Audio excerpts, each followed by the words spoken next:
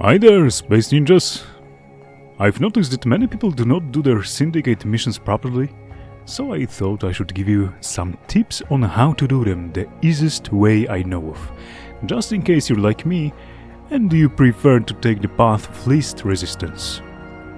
First off, for newer players, let's start with some basic explaining of how does standing farming even work. You can skip forward a bit if you're not interested in listening to this basic knowledge. Once you reach Mastery Rank 3, you can choose syndicates to work for. Each day, you can passively earn a limited amount of standing points if you have a syndicate sigil equipped, with a hard cap that is based on your current Mastery rank, and equals to 1000 plus 1k for each Mastery rank you have reached. But that's not the focus of this video, so I won't elaborate on that more than necessary. You can also do 3 missions a day for each syndicate you're affiliated with, which rewards you with additional standing that does not count towards your daily limit. And we're gonna focus on these. Each mission, depending on the current tier of your title of that specific syndicate and mission type, will give you a set amount of standing. With a maxed out syndicate, around 3.5k standing for usual missions, and around 5.5k standing for defense and interception missions. Why the difference? I'll explain this later. What many people forget, or are just too lazy to take advantage of, is that in most of the missions you can also find up to 8 medallions, which are divided into 3 different tiers. This is what they look like for each faction. They are also grouped in a way that is the most optimal way you could pledge your allegiance. You can find medallions that grant 500, 1000 or even 5000 standing. And if you are extremely lucky, you can find more than one of the 5k ones on a single mission. You can exchange them at Syndicate headquarters for standing that does not count towards your daily limit. Which means, even if Aaron Jesus doesn't love you, whatever the reason, for each mission which has 8 medallions, you will still get at least 4000 of additional standing, which is more than the standing you get for the mission itself. If you spend the time and effort to find all of the medallions, of course. But there are some catches. Important note number 1, some missions do not have medallions at all, or have fewer of them. With a few exceptions, defense and interception missions usually have no medallions, but you can actually find them on Greenhill Sealab tileset on Uranus, for example, or Greenhill Galleon on Sedna. There are more exceptions, but I don't remember them all, sadly. Most of them have none, just like in case of this Mercury defense mission. That's why completing a defense or interception mission rewards you with more standing points, as they usually have no medallions that you can pick up. Some short capture maps can also have fewer medallions, if there are not enough spawning points for them to spawn in on the tiles that got generated. However, since the medallions are generated each time you go to the mission, and are always random, you can abuse this mechanic. Defense and interception maps are usually very small, so it's easy to find the medallions on the tilesets that are exceptions and actually have them. If you get none of the 5k ones, just restart the map and try again. Rinse and repeat until you get it. That's most likely one of the reasons why they removed them from the most of these tiles in the first place, but... well... abuse it while it lasts. Important note number 2. Play alone in solo mode, or find yourself at least one person to play with. If you join a game in progress and the host already picked up some medallions, you won't be able to get them for yourself. From your perspective, the game will treat them as if they never spawned in the first place, reducing the maximum number of medallions you can pick up in that mission.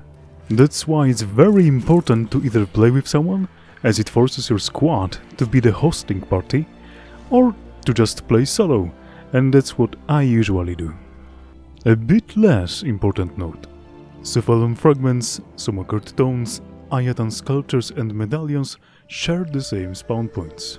And since the E wrote the code in a bit bizarre way, medallions can sometimes spawn inside of fragments and tomes, so remember to always walk on top of them and press your action key to make sure there's none inside.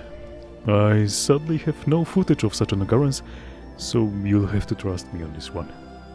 And finally, the most important note.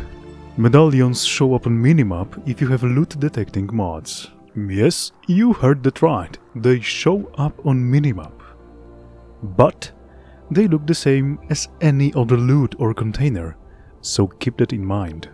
Alright, no point in dragging it out anymore, so let's get down to business. The easiest way to find all of the medallions in each of your Syndicate missions is to play one of the most flexible frames in the game. Hated by many, underrated by most, Limbo. Yep, Limbo. I'll explain why in a moment. Now let's take a look at the build. I'm maxing out my range and loot detection, which are crucial for this build, while also focusing on the spammability of Cataclysm, which sums up to putting in efficiency mods and natural talent that speeds up the casting animation of abilities. Since I want the build to be a bit more flexible, I'm trying not to dump my duration too much. We can completely ignore the power strength though, it's not important. Now, why Limbo, you might want to ask? Still remember the most important note, that medallions show up on the minimap? That actually isn't really helpful, since there's a lot of other loot on the map, right? You have to destroy all of the containers first, and then pick up the loot. So it's a real pain in the ass to do. Right? Or is it? Limbo's fourth ability, Cataclysm, destroys all containers inside upon collapse. The only thing you need to do is to cast it, collapse it, and then pick up the loot. Remember to bring a Sentinel with vacuum mod, of course. Anything else that stays marked on the minimap will be either medallions, fragments, tones, or Ayatan sculptures. It can't get easier than that. Now, what are the pros of doing these missions with Limbo? Except for its can opener-like properties. Limbo has a great defensive ability. He can just stay in his rift and avoid any damage whatsoever. He also has a great crowd control ability, which lets him fight huge amounts of enemies all by himself, but you need to have a decent melee weapon for that. He passively regenerates energy while he's in the rift, and even more if he kills enemies that are in the rift. Destroying pretty much every container on the map allows you to easily find Ayatan stars and sculptures. On the footage in the background you can see me do exterminate and rescue missions without any troubles. Any other missions can also be done with Limbo without any hassle.